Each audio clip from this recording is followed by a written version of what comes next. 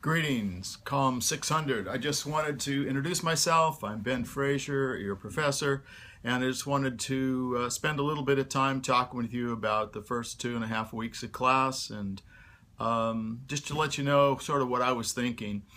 I'm here in my office at Regent. It's a beautiful cloudy day. I do like cloudy days, and I'm very glad you're in this class and you're participating with us. Story, popular culture, and worldview. Wanted to go over first just the title of the class, because by now you begin to see it's about worldview, it's about story.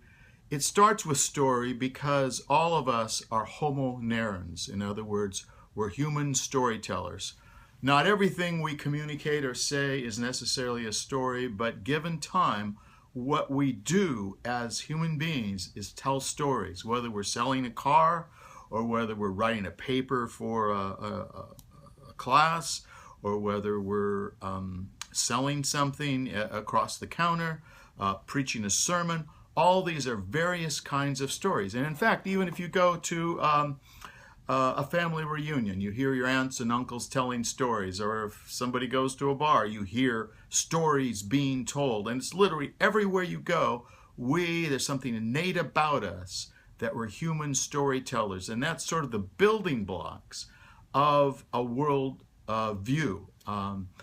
Popular culture also informs our worldview. The storytellers now are the media, the internet, the television, the films, even music videos, all those kinds of things, books. They inform how we think and how we know, and ultimately how we behave in our world. And so popular culture has become a very important part. It used to be that the family was the center of storytelling, and in some respects, in some families it still is.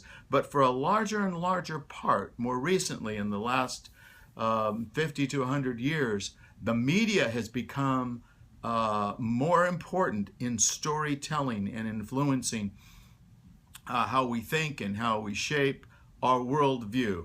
And we talked a little bit about worldview, and you've seen that in the Nikolai book of the Lewis representing the Christian worldview and Freud representing the scientific worldview. And I start with that book, one, because I think it's a good read and a fun book to read, but two, those are two very predominant ideas of worldview that exist in our culture right now, and we are influenced by the scientific worldview almost every bit as much as we are influenced by the Christian worldview. And what are the differences here in the two? And you've read the books, and now you're moving on to Quentin Schultz's book.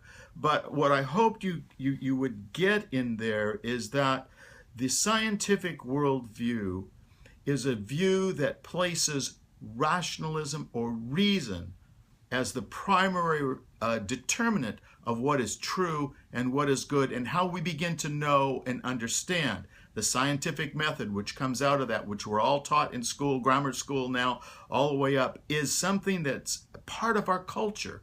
And it has taken more and more of the space that used to be given to the church. And the church, of course, does not see reason as the primary thing, but revelation. It's God revealing himself in his self-revelation to man. And so this tension between these two are already all the way through and thoroughgoing in understanding and coming to grips with our worldview. So that's sort of there's a lot of things that we can begin to see in the comparison of the two, of their lives, the role of family, of the role of intellect, of the role of what part does the end view of life play, how is the world made. All those things differ depending in part by how we live and how we feel.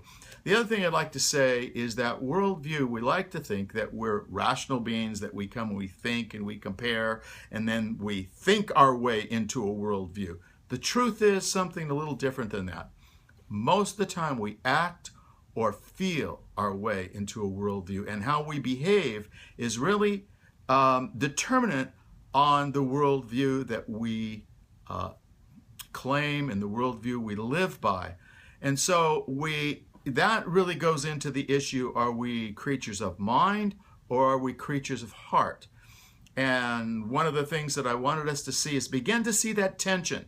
And sometimes as Christians, yes, we're creatures of mind, but other times we're really creatures of heart. We're both. And all human beings are sort of that way. So in the discussion, the Nikolai video, if you watch that, you'll see some of those that are on the panel talking about how they're really people of mind and reason and nature is my God, that sort of thing. And then you'll find others that say, no, God has revealed himself. And that tension is found there too, of whether creatures of head or creature of heart. So these are some of the initial ideas that I want you to begin to explore. And I hope that you explore your own life. Because what I found, at least in my life and many of other students, is that we begin to look at our lives and we try to understand, how does this view come about? How does this belief come about? How does this activity come about? My own feeling is that it is harder to change our activities, our behavior, than it is to change our beliefs. And not all beliefs do we actually live. I know it's good to exercise every day. Don't always do it. Why? Not because of lack of knowledge, but because of lack of discipline and following through. The same sort of thing with eating, the same sort of thing with other areas of our life. I know I need to forgive, but sometimes I have a very difficult time forgiving, and that's more of an emotional and a personal thing rather than as a lack of knowledge thing. In fact, most of the things we see in Scripture then in terms of obedience really come, and in terms of worldview, really come about more by our emotions than our minds. So it is both. I'm not saying it's one or the other, but I want us to become, in this class, to begin to look and think about yourself and where your views come from. Anyway, it's been great to just say hi to you. I hope if you have any questions that you email me, let me know what you're thinking, and if there's some way that either Dana, a wonderful assistant in this class, is helping me teach this class, and either Dana and I can respond to. I hope you're enjoying the book this week by Quentin Schultz, a good friend, who has written a wonderful book, a little bit dated, but still a very powerful book. And enjoy reading that, and perhaps soon we can talk a little bit about that. Have a great day. Good to meet you. God bless. Bye-bye.